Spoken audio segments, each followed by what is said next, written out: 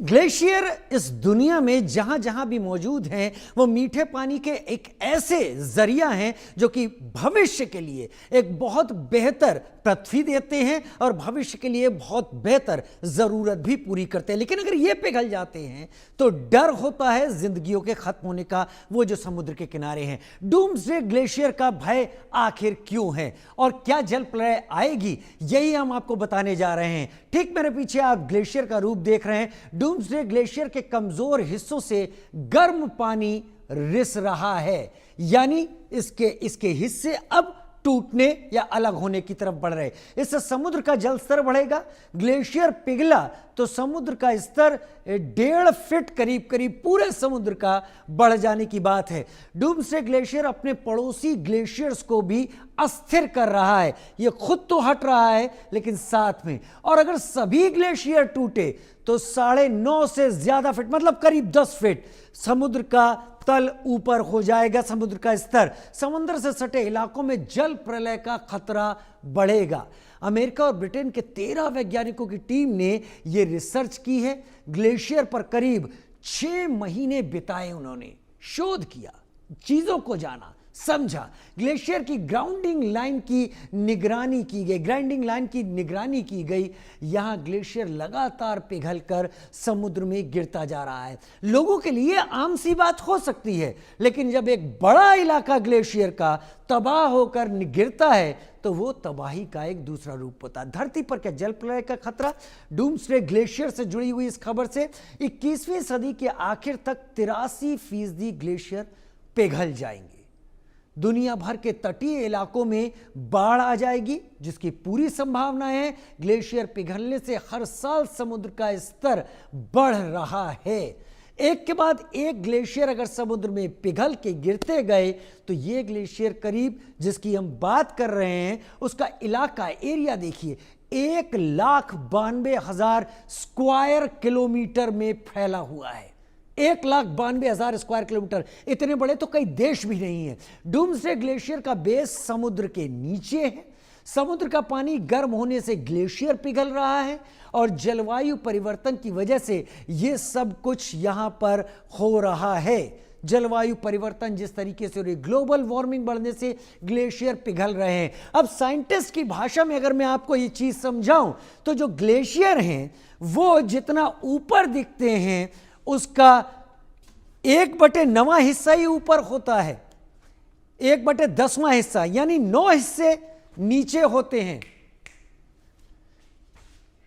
और यह स्थिति ग्लेशियर के डर से इसीलिए बढ़ा रही है। 1,92,000 किलोमीटर बड़ा ये ग्लेशियर अपने साथ कितनी बर्फ अपने नीचे समेटे हुए है वो भी एक बड़े खतरे की तरह है। और फिर यूं ही नहीं ये चीजें यहां पर हो जाती हैं। दो खास मेहमान मेरे साथ जुड़े हुए हैं इस वक्त। धीराज बनर्जी मेरे साथ जुड़े हुए हैं भूवैज्ञानिक के तौर पर, विशाल सिंह पर्यावरणविद के तौर पर मेरे साथ इस वक्त जुड़े हुए हैं।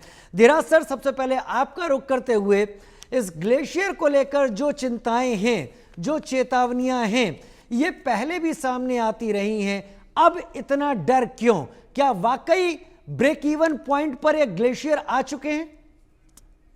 नहीं, ब्रिंक स्टेज पे तो नहीं आई है अभी भी, पर हाँ, ये जैसे कि प्रॉब्लम थी और वो प्रॉब्लम अभी भी है और प्रॉब्लम बनी हुई है और थोड़ा बढ़ती जा रही है। बढ़ती रहने का कारण क्या है कि ये ओशनिक करंट जो होती है, ओशनिक करंट्स में ये जलवायु परिवर्तन के विषय से ओशनिक करंट में बहुत सा फर्क आया है।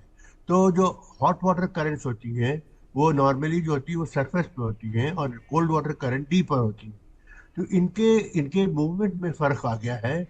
इनका जो डायरेक्शन है वो चेंज हो गया है, क्योंकि गर्म पानी कहाँ से आती? गर्म पानी आती है इक्वेटर से, विषुवत रेखा के आसपास से गर्म पानी होती है, और ये पोलर रीजन से ठंडी पानी आती है।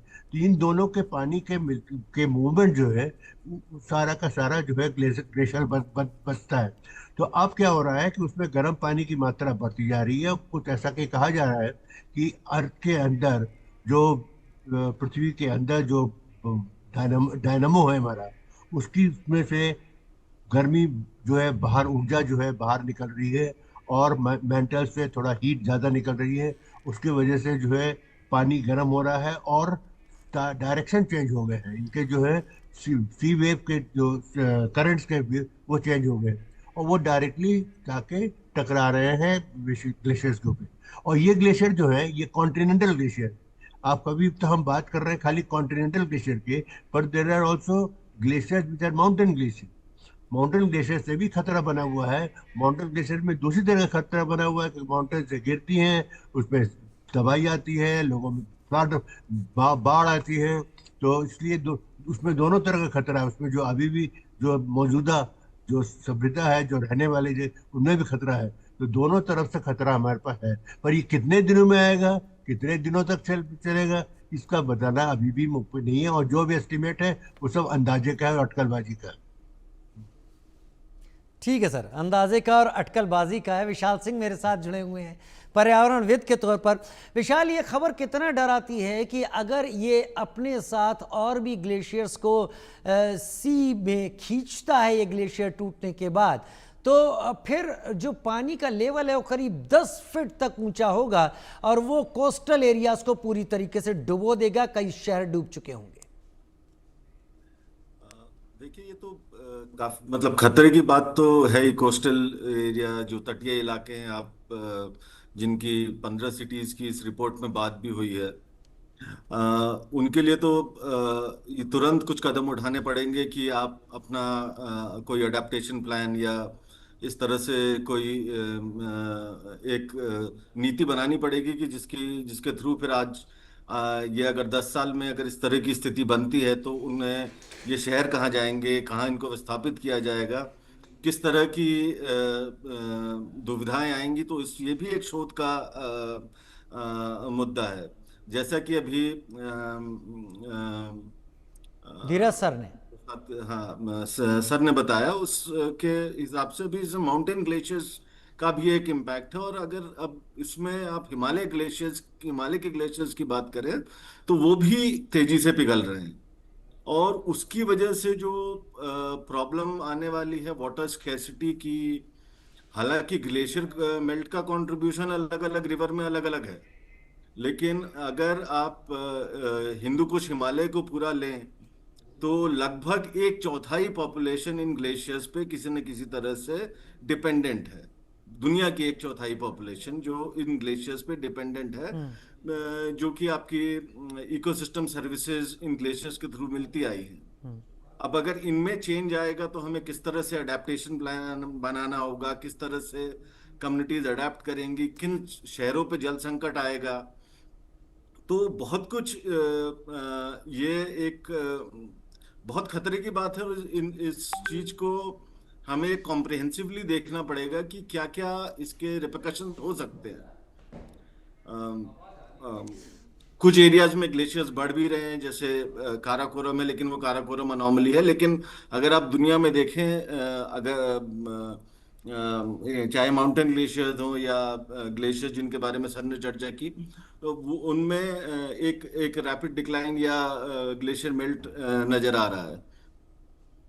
ठीक है धीरज सर, अगर ये ग्लेशियर टूटते हैं तो इससे सबसे जो बुरा संकेत है, जो सबसे बैड सिग्नल है धीराज बनर्जी सर, वो क्या मिलते हैं हमको?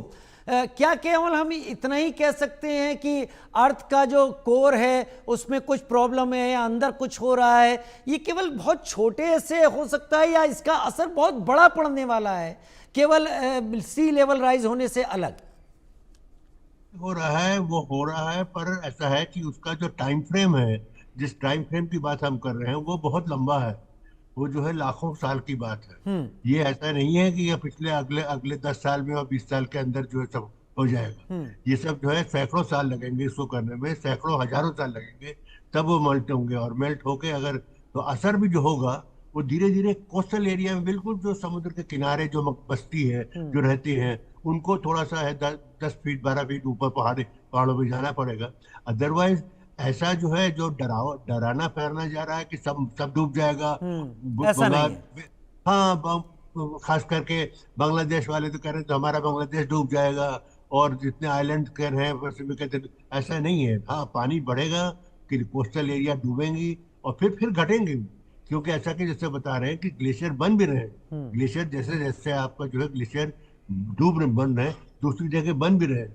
हिमालय में भी तो बन ही रहे हैं, पर आल्प्स में भी बन रहे हैं, अपलेशियन में भी बन रहे हैं, सारे में भी बन रहे हैं। तो दोनों दोनों चीजें चल रही हैं। कभी कोई ज्यादा तेज बढ़ जाता है, कभी कुछ कम हो जाता है।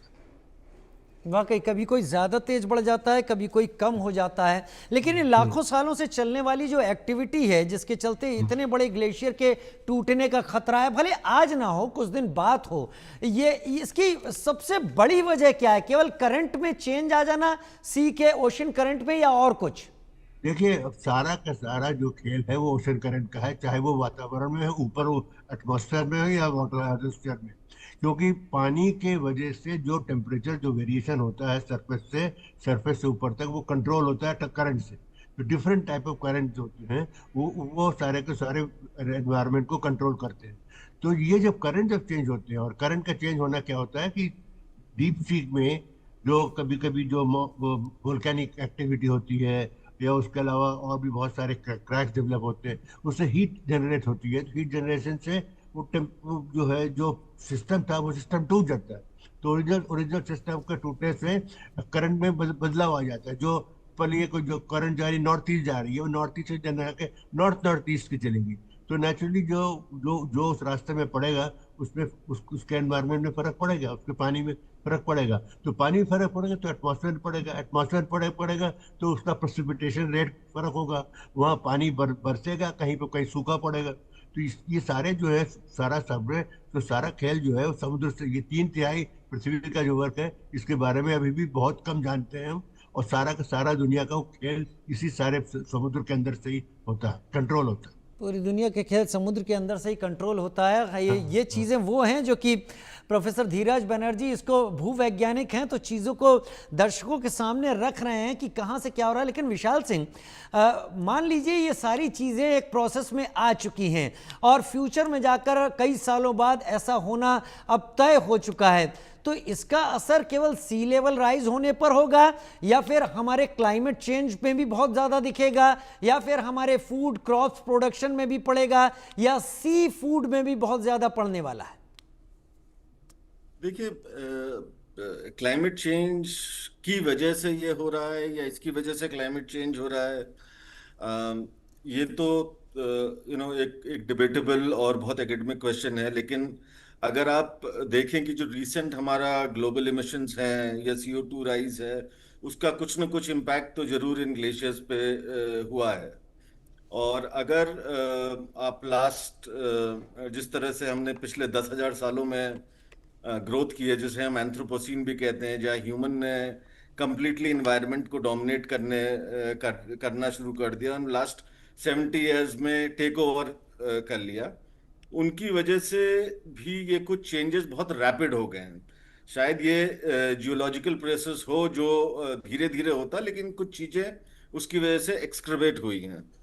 अभी जो उसके सिग्नल्स साफ नजर आ रहे हैं कि आपको सी लेवल राइज तो है ही, जो ग्लोबली एक्नॉलेज्ड है। लेकिन अगर आप अगर सब कॉन्टिनेंट की भी बात करें या हम सिर्फ इंडियन रीजन की ही बात करें, तो erratic weather erratic rainfalls, long period, मतलब बहुत लंबे समय तक सूखा, विंटर रेनफॉल में डिक्लाइन, इन सारी चीजों में असर पड़ रहा है। और उसका असर डेफिनेटली लाइवलीहुड पे पड़ेगा, लोगों पे पड़ेगा कि कैसे आपको क्रॉप को अपनी चेंज करनी पड़ेगी, या आप किस तरह से नए नए फसलों, या आपको शायद पुरानी चीजों पे जाना पड़े। तो ये सारे मुद्दे हैं, और ये सी क्रॉप्स के लिए भी मैटर करेगा। ये उन कम्युनिटीज के लिए भी मैटर करेगा जो कम्युनिटीज रिवर्स पे डिपेंडेंट है, सीज पे डिपेंडेंट है। क्या उनके लिए ये ट्रांजिशन कितनी जल्दी होगा, और कैसे वो अपने आप को इन सब चेंजेस से अडेप्ट करेंगे। ये इन चीजों पे काफी काम हो रहा है, लेकिन इस पे थोड़ा सा और ज्यादा शोध की जरूरत है। अब हम अगर हिमालय के परिप्रेक्ष्य में देखें तो बहुत सारी नदियां यहाँ से निकलती हैं। अगर करीब 10 big major rivers of the world are here. तो वो उन पे जो ग्लेशियर मेल्ट का असर पड़ेगा, उससे कैसे छोटे शहर बड़े शहर प्रभावित होंगे, ये सब देखने के लिए, ये सब देखना बहुत जरूरी है। और पानी, जैसे हम लोग सब सुनते हैं, बिन पानी सुख सून। आप कब तक इंजीनियरिंग करते रहेंगे और कब तक इन पानी को डिस्टेंट सोर्सेस से अपने पास लाते रहेंगे, ये भी एक मुद्दा है देखने के जिस पे हमें विचार करना चाहिए। ग्लेशियर इतने हमें, जरूरी क्यों हैं विशाल सिंह जी? सॉरी, ग्लेशियर इतने जरूरी क्यों हैं? ग्लेशियर, अब अगर आप देखें तो ग्लेशियर मतलब सबसे बड़ा वाटर रिजर्व्स हैं ग्लेशियर। इनसे ज्यादा आप समुद्र का पानी इस्तेमाल नहीं कर सकते। ग्लेशियर जो जो पानी मिलता है, उस पानी को आप इस्तेमाल कर सकते हैं। फ्रेश वाटर रिजर्व्स हैं। ये जितने भी पोलर कैप्स हैं, प्लस आपका हिमालय रीजन, ये सारे फ्रेश वाटर रिजर्व्स हैं। पानी 70% तो हमारा ग्लोब में वाटर, ये जिसको हम बिना बहुत एक्सपेंसिव टेक्नोलॉजी लगाए नहीं इस्तेमाल कर सकते हैं। तो अगर ये गरीब तबके की बात करें, या जो लोग इस चीज को नहीं आगे अफोर्ड कर पाएंगे, उनके लिए ये यही एक साधन है। यही इन्हीं से रिवर्स चलती हैं, इन्हीं से सारा आपका क्रॉपिंग पैटर्न्स है, इन्हीं से आपका वेदर में भी इम्पैक्ट करता होगा, जैसे सर ने अभी बताया। तो ग्लेशियर्स, आई मीन, ये तो एक बहुत इंपॉर्टेंट रिसोर्स है ह्यूमन सर्वाइवल के लिए। इनके मेल्ट होने से काफी चीजें चेंज हो जाएंगी, लेकिन किस रेट से मेल्ट होगा, कब तक मेल्ट होगा, ये एक भूवैज्ञानिक ही ज्यादा बता सकते हैं कि किस तरह से इसके इसके चेंजेस